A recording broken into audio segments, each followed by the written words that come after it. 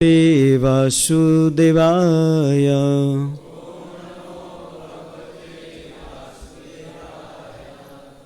ओम नमो भगवते वासुदेवाय।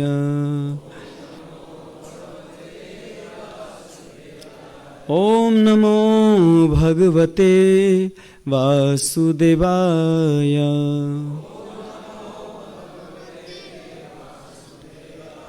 नारायणं नमस्कृत्यं नरं चैव नरोत्तमं देवीं सरस्वतीं व्यासं ततो जयमुदीरये। नष्टप्रायेषु अभद्रेषु नित्यं भागवत सेवया भगवती उत्तम श्लोके भक्तिर्भवति नैष्टिकी। मुखं करोति वाचलं पंगो लंगायते गिरिं यत्कृपातमहं वन्दे श्रीगुरुदीनतारिणं श्रीचैतन्य ईश्वरं। हरि ओम तत्सत्, हरि ओम तत्सत्, हरि ओम तत्सत्। हरे कृष्ण। सभी को प्रातःकालीन श्रीमद् भागवतम के सत्र में सभी भक्तों को स्वागत है। आज का चर्चा का विषय है स्कंद 4 अध्याय 6 श्लोक संख्या 34। बोर्ड पर लिखा हुआ है, आप लोग दोहराइएगा। सननंदन आधे महासिद्धे शान्तै शशान्तं विग्रहम् उपास्यमानं संख्या च भर्त्रा गुह्यक रक्षसाम्। सनन्दनाधै महासिद्धै शान्तै शशान्तं विग्रहम् उपास्यमानं संख्या च भर्त्रा गुह्यक रक्षसाम्।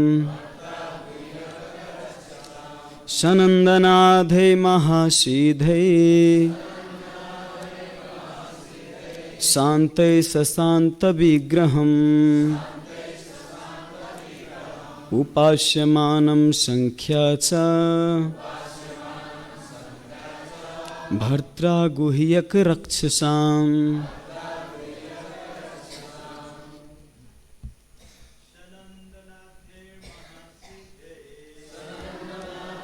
महासिद्धै शान्तै शशान्त विग्रहम्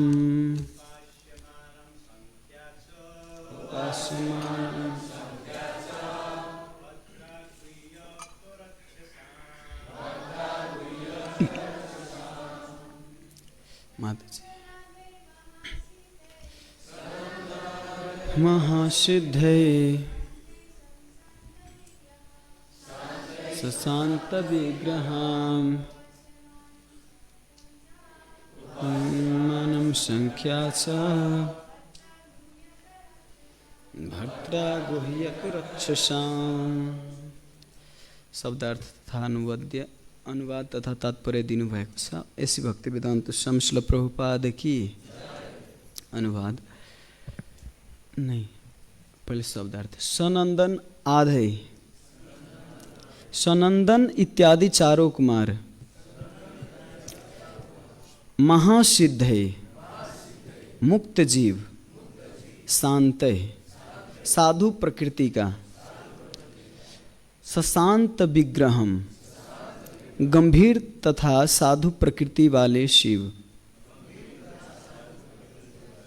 उपास्यमानम प्रशंसित, संख्या सख्या कुबेर द्वारा, च तथा भर्त्रा स्वामी द्वारा, गुह्यक रक्षसाम गुह्यकों तथा राक्षसों द्वारा।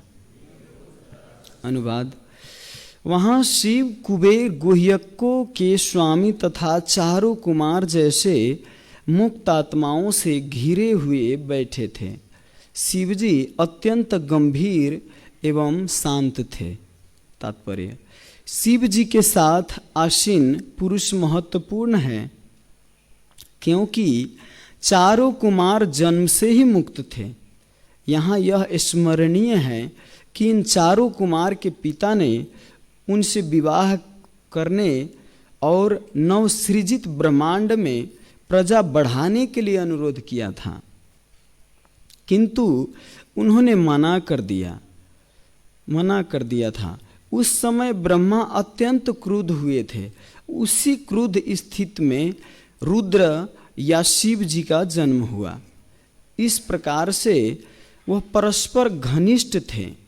कुबेर जो देवताओं के कोषाध्यक्ष हैं, अत्यधिक धनवान हैं। इस प्रकार से कुमारों तथा कुबेर के साथ उनकी घनिष्ठता से सूचित होता है कि उनके पास समस्त दिव्य एवं भौतिक ऐश्वर्य थे। वस्तुतः वे परमेश्वर के गुणात्मक अवतार हैं, अतः उनका पद अत्यंत सम्मानीय है। ओम ज्ञानतिमिरन्धस्य ज्ञानञ्जनशलाकया चक्षुन्मीलितं येन तस्मै श्रीगुरुवे नमः। श्रीचैतन्यमनोभीष्टं स्थापितं येन भूतले स्वयं रूपः कदा मह्यं ददाति सोपदान्तिकं। वन्देऽहं श्रीगुरु शिवतापदकमलं श्रीगुरुवैष्णवांश श्रीरूपं साग्रजातं सहगण रघुनाथान्वितं तं सजीवम् साद्वैतं सावधूतं परिजनसहितं श्रीकृष्ण चैतन्यदेवं श्रीराधाकृष्णपदान् सहगण ललिता शिवसखान्वितांस। हे कृष्णा करुणा सिंधु दीनबंधु जगत्पते गोपेश गोपिकाकान्त राधाकान्त नमस्तुते। तप्त कांचन गौरांगी राधे वृंदावनेश्वरी वृषभानुसुते देवी प्रणमामि हरिप्रिये। वाञ्छाकल्पतरुभ्यश्च कृपा सिन्धुभ्यैव च पतितानां पावनेभ्यो वैष्णवेभ्यो नमो नमः। नमो ओं विष्णुपदाय कृष्णपृष्ठाय भूतले श्रीमते भक्तिवेदान्तस्वामी इति नामिने। नमस्ते सरस्वती देवे गौरवाणी प्रचारिणे निर्विशेषशून्यवादी पाश्चात्यदेशतारिणे। जय श्री कृष्ण चैतन्य प्रभु नित्यानंद श्री अद्वैत गदाधर शिवासादि गौर भक्तबिंद। हरे कृष्णा कृष्णा कृष्णा हरे हरे, हरे राम राम राम हरे हरे। हरे कृष्णा। सभी को श्रीमद् भागवतम प्रातःकालीन में पुनः स्वागत है।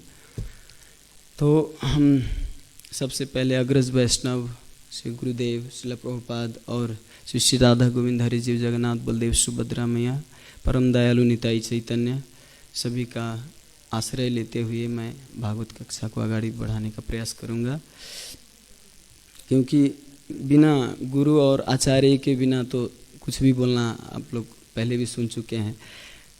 शंकराचार्य का एक प्रार्थना है, षडंगादिवेदो मुखे शास्त्र विद्या कवित्वादिगद्यं सुपद्यं करोति मनस्येन लग्नं गुरुरंघ्रिपद्मे ततत्किं ततत्किं ततत्किं ततत्किं।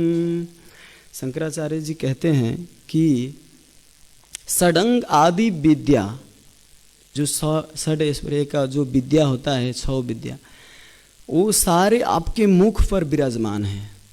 गद्यम सुपद्यम करोति, आप गद पद कविता ऐसे मुख में आंसू कवि आप हो, लेकिन गुरु अंघ्रि पद में मनस्से न लग्नम, यदि गुरु के चरणों में आपका मन नहीं लग रहा है तो सारे ततत की वो क्या काम का, वो क्या काम का, कोई काम ही का नहीं। तो बिना गुरु के तो वास्तव में सब कुछ निरर्थक है। और श्रीमद् भागवतम के जो चर्चा करते हैं ये सब गुरु के ही कृपा से होता है। श्रीमद् भागवतम जो दिए हैं तो श्रीमद् भागवतम के भी महिमा में बताया गया है कि महापुराण भागवत निर्मल सुखमुखाद विगत निगम कल्प फल। ये जो श्रीमद् भागवत पूरा निर्मल है, एकदम शुद्ध, और सुखमुखाद विगलित निगम कल्प फल। सुखदेव को जो फल पका हुआ फल है श्रीमद् भागवतम रूपी, उसमें और सुखदेव जी का जो मुखारबिंद से आया हुआ है श्रीमद् भागवत और भी मीठा है। और परमानंद सुधा रसमय कल, और सबको परमानंद प्राप्त करते, परम आनंद, इस संसार का आनंद नहीं, क्षणिक आनंद नहीं, परम आनंद प्राप्त कराते हैं इस श्रीमद् भागवतम। तो उसका हम चर्चा कर रहे हैं। अभी प्रसंग चल रहा है कि शिव जी के पास सब देवी देवता, ब्रह्मा जी आप लोग पहले सुन चुके हैं, ब्रह्मा जी के साथ सब देवी देवता लोग माफ़ी मांगने के लिए गए हैं। तो वहाँ पर शिव जी एकदम शांत बैठे हुए हैं, एकदम शांत।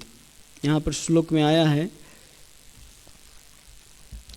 कि शशांतम विग्रहम, शशांत विग्रहम, एकदम शांत बैठे थे। एक सबसे आश्चर्य की बात है कि श्री शिव जी, सब सोचने वाली बात है, शिव जी की इतनी बड़ी घटना घटी है, पत्नी खो चुकी है, दक्ष प्रजापति का हत्या हुआ है, वीरभद्र को प्रकट किए, पूरा विध्वंस किए हैं। अगर हम लोग होते तो देखिए, क्रोध दो प्रकार के होते हैं। शिव जी क्रोध किए तो ऐसे देखने में बाहर से लगता है कितना क्रोध, क्रोध में और दंड देने में बहुत अंतर है। तो शिव जी दंड दिए थे, उनको उसी समय क्रोध जैसा लगता है। हम लोग अपने से इसमें पढ़ेंगे तो शुरू में लगता है कि क्रोध, बहुत ज़्यादा क्रोध किए, लेकिन शिव जी के ऐसे मैत्रेय मुनि बाद में वर्णन करते हैं कि यहाँ सशांतम, एकदम विग्रह, पूरा ऐसे शांत बैठे थे। शांत होने का अर्थ ये नहीं कि मौन धारण कर लिया, मौनी बाबा बन गया, नहीं। शांत होने का अर्थ है कृष्ण कथा, राम कथा, जो भी प्रजल्प न करके भगवान की कथा के गुणगान करना, ये वास्तव में शांत होना है। और जब शिव जी बैठे थे सशांत, एकदम शांत अवस्था में बैठे थे, तो चारों तरफ से उनके कौन कौन बैठे थे? कुबेर बैठे थे, चार कुमार, सनक, सनातन, सनत कुमार, ये सब बैठे थे चारों तरफ से, मुक्त पुरुष सब। वहाँ पर और भी बहुत लोग थे। नारद जी सुनने वाले श्रोता प्रश्न करता थे वहाँ पर। तो चारों तरफ से घिरे हुए बैठे थे। कुबेर उनका मित्र है, साख्यम यहाँ शब्द आया है, साख्य च भर्तरा। और सख्य सब अगुह्य रक्षसाम, राक्षस लोग भी थे, क्योंकि राक्षस के कंट्रोल केवल शिव जी कर सकते हैं और दूसरा कोई नहीं कर सकता। शिव जी से एक बार पूछा गया कि आप वैष्णव, सब सर्वश्रेष्ठ वैष्णव हो आप, और वैष्णव की वेश धारण नहीं करते हो, ये कैसा वैष्णव है? वैष्णव हो सर्व यथाशंभु, वैष्णव नाम यथाशंभु, तो वैष्णव की वेश धारण करना चाहिए ना, तो आप क्यों नहीं धारण करते हो? तो बताते हैं कि पद्म पुराण में एक कथा आती है कि शिव जी वैष्णव कंठी तिलक और तिलक लगा के एकदम चिटिक का धोती कुर्ता लगा के एकदम चिटिक का हो गया पूरा एकदम से।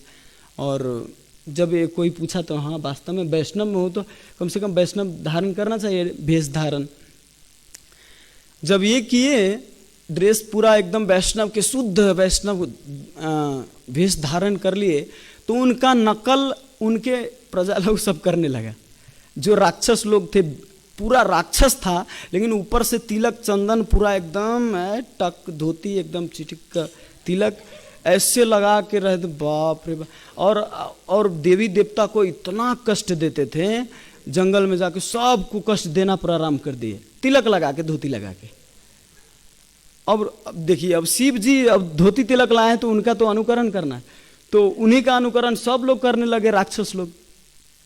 तो जब जब कष्ट देते देवी देवता को, तो उनको सजाए देने के लिए कुछ उपाय था नहीं। तो जब भी सुदर्शन चक्र छोड़ते भगवान, तो सुदर्शन चक्र नहीं काट पाते उनको। अगर कोई नकली वेश भी धारण करता है वैष्णव का तो भी फायदादायक है ना। राक्षस हो अंदर से, हम लोगों का राक्षस वृत्ति है अंदर से, लेकिन फिर भी रूप गोस्वामी बताते हैं कि तिलक धारण में 64 अंग में भक्ति का ये भी एक महत्वपूर्ण अंग है, तिलक धोती धारण करना, है ना। तो उस वैष्णव वेश में भगवान विष्णु के चक्र, सुदर्शन चक्र भी नहीं काम कर रहे थे। अब करे तो करे क्या, तो एक ही उपाय था कि शिव जी को बोले कि आप अपना वेश धारण हटा दीजिए, आप जिस रूप में रहते हो उसी रूप में रहिए। इसी से सबका, आपका जो गण लोग हैं वो लोग बहुत अत्याचार करते हैं कभी कभी, तो उनको सुधारने के लिए कभी कभी मारना भी पड़ता है। तो इसीलिए आप जो भी धारण करो, लेकिन सब मतलब ऐसा अनुकूल होना चाहिए, मार सके उसको। तब शिव जी जाके पूरा एकदम भस्म लगा के पूरा जाटा। शिव जी को तो मतलब कोई मतलब नहीं अपने शरीर पे क्या है क्या नहीं है, मतलब नहीं थोड़ा भी। विवाह हुआ था शिव जी का, तो क्या हुआ था कि एक व्यक्ति पूछे कि आप राम राम राम राम जपते रहते हो, तो राम जी से कम इतना वैराग्य, कम से कम कुछ मांगो तो सही, एक मुकुट तो मांग लेते यार सोना का, सोने का, कम से कम दूसरा कुछ नहीं, चलो भाई नीचे तो बिना कुर्ता के भी काम चला लेंगे, लेकिन कम से कम विवाह करने आए हो तो कम से कम मुकुट लगा के आते ना। तो सोचा शिव जी, अरे ये ऐसा मुकुट मैं धारण क्यों करूं, अगर स्वर्ण का मुकुट धारण करूं तो ये कोई लूट लेगा, है ना, ईर्ष्या करेगा, अरे सोने का मुकुट धारण किया, ऐसा क्यों मैं करूं। मैं ऐसा मुकुट धारण करूंगा जो कोई करता ही नहीं है, परमानेंट। जटा को बना लिया, खूब जटा से बांध के और एकदम ऐसे ऊंचे बना लिए, तो वो ऐसा परमानेंट जटा के मुकुट बना लिए। तो बोले ठीक है, अरे चलिए मुकुट ही सही, आपको सेहरा तो कम से कम सजा के आना चाहिए था, वो माला लगा के अच्छा से, जो विवाह करने आते हैं ऐसे। तो सोचे कि हाँ ठीक है, लेकिन बहुत लोग, संसारी लोग ये सोचते हैं कि मेरा कब विवाह होगा, मैं भी सेहरा धारण करूंगा, मैं भी एक दिन आएगा। दूसरा दिन तो धारण नहीं कर सकते, नाटक करेंगे तो होगा, नहीं तो उसमें विवाह के दिन ही केवल सेहरा धारण किया जाता है। तो सोचा कि अब कैसे, तो ये संसार के लोग ये सोचते हैं कि सेहरा धारण करना ये बहुत बड़ा मतलब विषय, एक विषय उत्पन्न करता है मन में वो सेहरा। तो शिव जी सोचे कि मैं ऐसा सेहरा क्यों धारण करूं जो दूसरे को विषय उत्पन्न करे और ये प्रजल्प हो। मैं ऐसा धारण करता हूं कि दूसरों को वैराग्य आ जाए, सांप लपेटता हूं कि दूसरे शादी करने वाले भी हवा निकल जाए उसका, हाँ, मतलब दूसरे शादी करने से पहले सोचे कुछ। तो ऐसे शिव जी, मतलब ऐसे हर एक चीज में शिव जी पूरा लॉजिकल एकदम, केवल भगवान और कुछ नहीं। उनका काम ही है जीवन भर कथा करना, उनका दूसरा काम नहीं है। अंतिम में आता है जब प्रलय का समय आते तो थोड़ा तांडव करके पूरा विध्वंस कर देते, बस काम खत्म। नहीं तो दिन रात क्या कहते हैं, मंगल भवन अमंगलहारी। इसके बाद क्या है,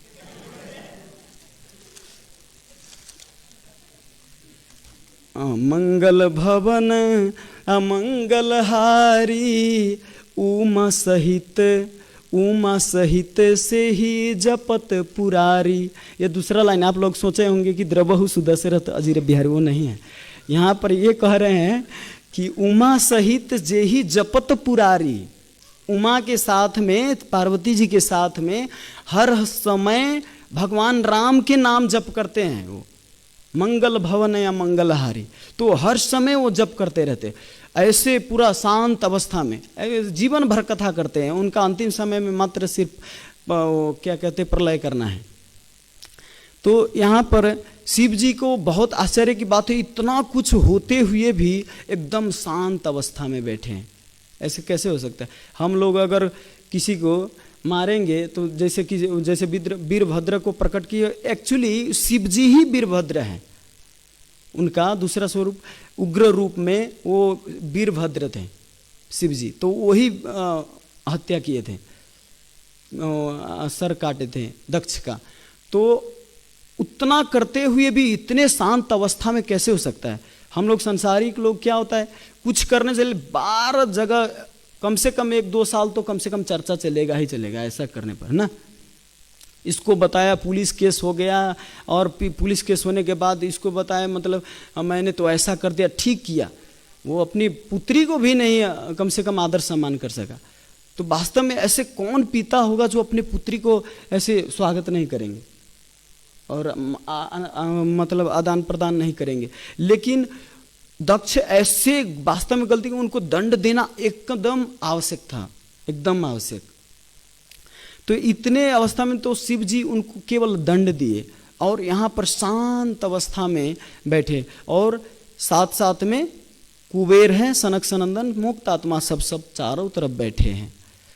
एक तो कवि कहते हैं कि शिव जी अपने पास कुछ नहीं रखते हैं, गृहस्थ हैं, कुछ रख भी सकते थे लेकिन कुछ भी, एक फ्लैट भी नहीं उनके पास, इतना कुछ भी नहीं रखते शिव जी। और सबसे बड़ा धनी व्यक्ति कुबेर, जो सबसे धनी व्यक्ति है, उनका सेक्रेटरी है। हाँ, मतलब हर समय रहते हैं, जब भी कुछ भी उपलब्ध करा सकते हैं, है ना।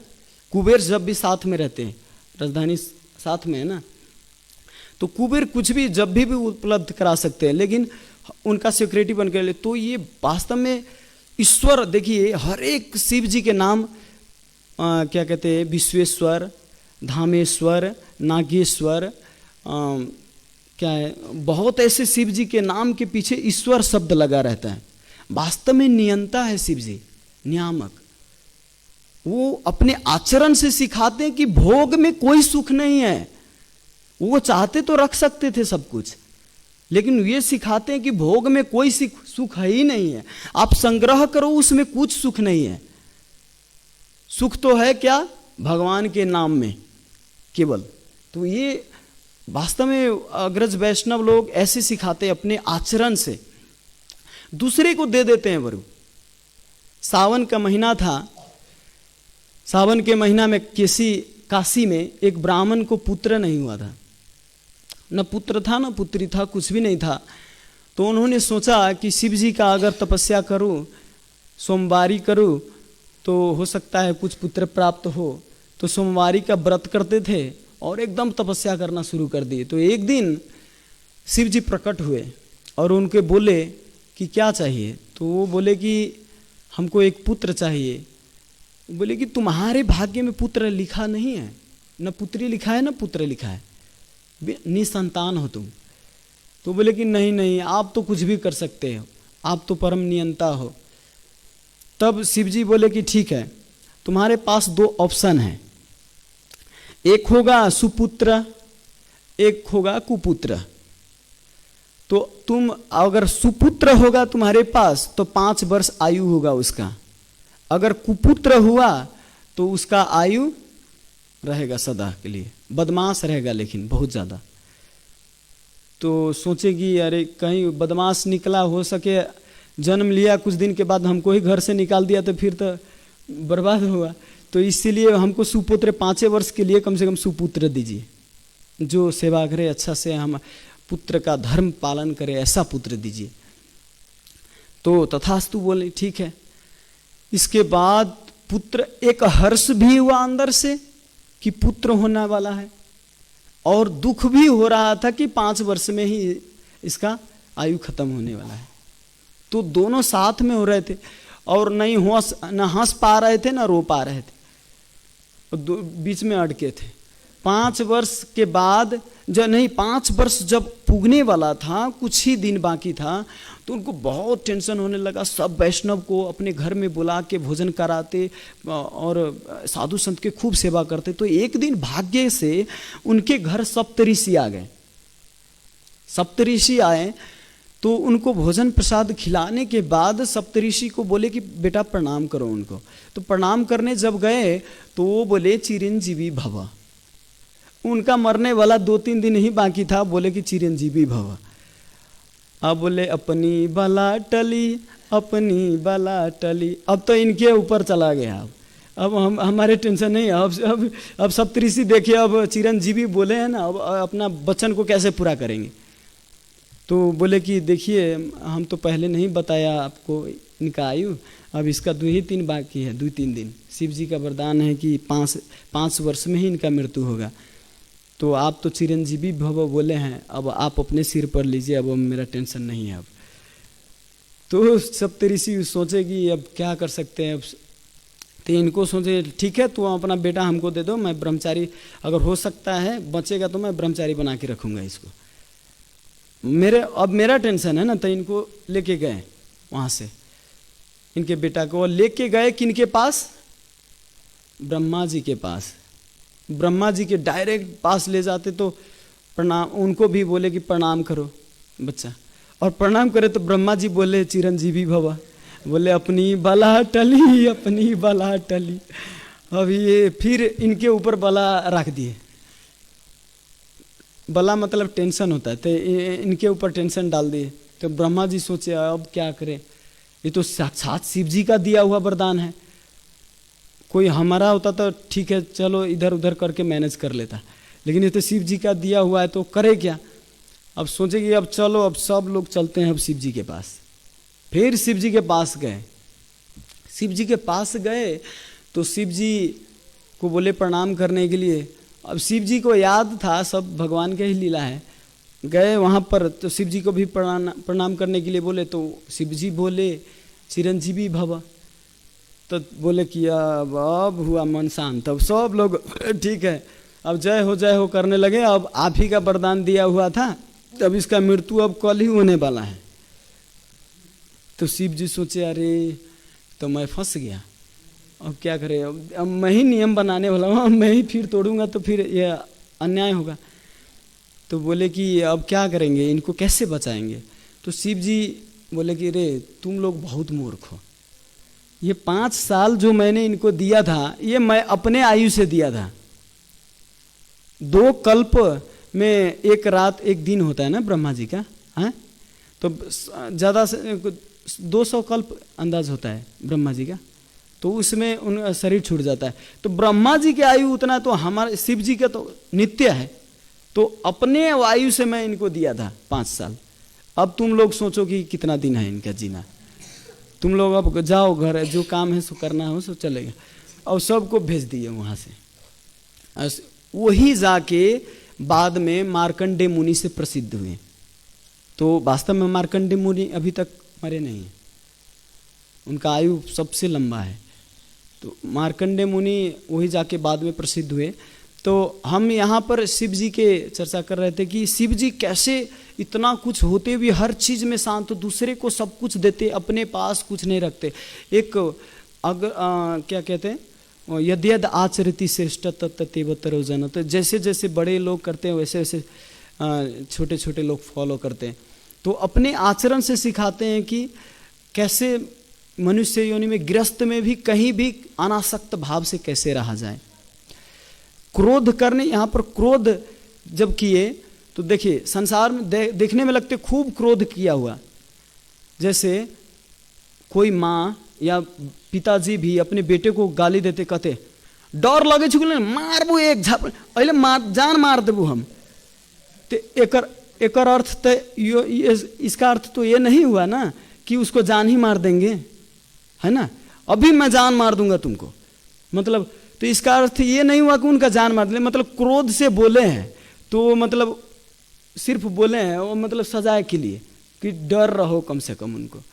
तो ऐसा जैसे, और को दूसरा उदाहरण ये भी दिया जाता है कि जैसे कोई पिता अपने पुत्री के आलिंगन कर रहे हैं तो स्नेह भाव से आलिंगन कर रहे हैं, ऐसा नहीं कि वो काम भाव से। अगर कोई कामी व्यक्ति देखे तो उसको काम भाव से उसको जज करेंगे ना कि कामी व्यक्ति देखो ये ऐसे स्त्री को आलिंगन कर रहे हैं, लेकिन उनको पता नहीं कि वो अपनी पुत्री को स्नेह से आलिंगन कर रहे हैं ना। तो ऐसे शिव जी देखने में लगते क्रोध करके सजाए खूब दिए, लेकिन यहाँ पर देखिए कितना शांत, पूरा शांत विग्रह, पूरा ऐसे शांत बैठे थे, कृष्ण कथा में रम रहे थे। तो यही जीवन का लक्ष्य है। क्या है लक्ष्य? हरे कृष्णा कृष्णा कृष्णा हरे हरे, हरे राम राम राम हरे हरे। टाइम बता रहे हैं छोड़ने के लिए। अब कोई टीका टिप्पणी प्रश्न है तो बस ले सकते हैं।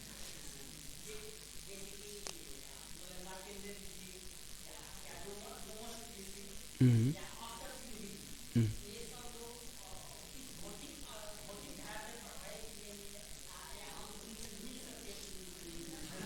हाँ, मिल सकते हैं समय आने पर, अभी वेट कीजिए। इतना मिलने में जल्दी करेंगे तो फिर ऐसे निपट जाएंगे।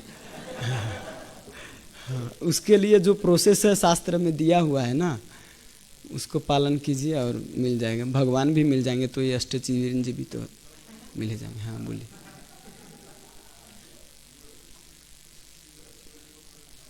हम्म,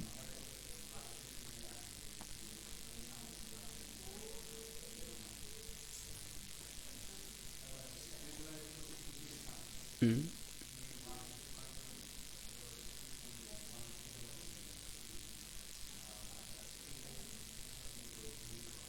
हम्म। रोक न सक्नुहुन्थे। हम्म, हम्म,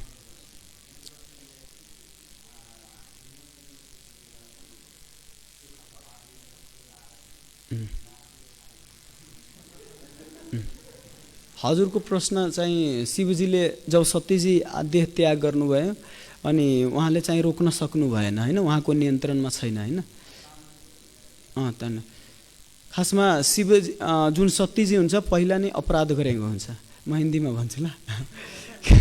के भन्छ, शिवजी जो सतीजी थे वो पहले ही अपराध किए थे। जब भगवान राम अपनी सीता जी के खोज में निकले थे तो उस समय सती जी बहुत बड़ा अपराध क्या किए थे कि वो एकदम मनुष्य बुद्धि किए थे भगवान के, कि ये कोई भगवान नहीं हो सकता, ऐसे पत्नी के विजोग में कैसे विलाप कर सकते हैं, ये ऐसा कोई भगवान होता है क्या जो पत्नी गुम होने पर ऐसे करें, वो तो प्रकट कर सकते हैं ना, उनके नियंत्रण में है। तो उस समय शिव जी बताए, अरे तुम ऐसा गलती मत करो, उनको टेस्ट करने मत जाओ, साक्षात भगवान है, परब्रह्म है। फिर भी सती जी वो परीक्षा लेने के लिए माँ सीता के रूप लिए और जाके उनका क्या कहते परीक्षा लिए। तो जब माँ के रूप धारण कर लिए, सीता जी को तो माँ मानते थे ना शिव जी, माँ मानते तो माँ के रूप जब धारण कर लिए तो उसको कैसे एक्सेप्ट कर सकते थे। तो उनका शुरू से प्लान बन गया था, इसको जैसे भी सेटल करके इसको निकालना है। तो ऐसे डायरेक्ट रूप से करेंगे तो हो सकता झगड़ा हो, तो इसीलिए पहले ही से शिव जी का प्लान था, ऐसा ऐसा लीला होगा, ऐसा ऐसा करेंगे। तो देखिए ऐसा ही कंडीशन आया, पिताजी से ही झगड़ा करवा दिए और निकल गए बस। तो होता है, तो ये सब शिव जी का ही प्लान था। वो अपराध करने पर भगवान वो पहले ही से अपराध किए थे, तो इसीलिए ऐसा नहीं कि वो रोक सकते थे। मैं बोला ना, वो शिव जी पहले भी मैं बताया था क्लास में, शिव जी उनको रोक सकते थे, कन्विंस कर सकते थे, लेकिन वो नहीं करना चाहते थे। ठीक है, ऐसे ऐसे नहीं पड़ जा। ठीक है, हरे कृष्ण।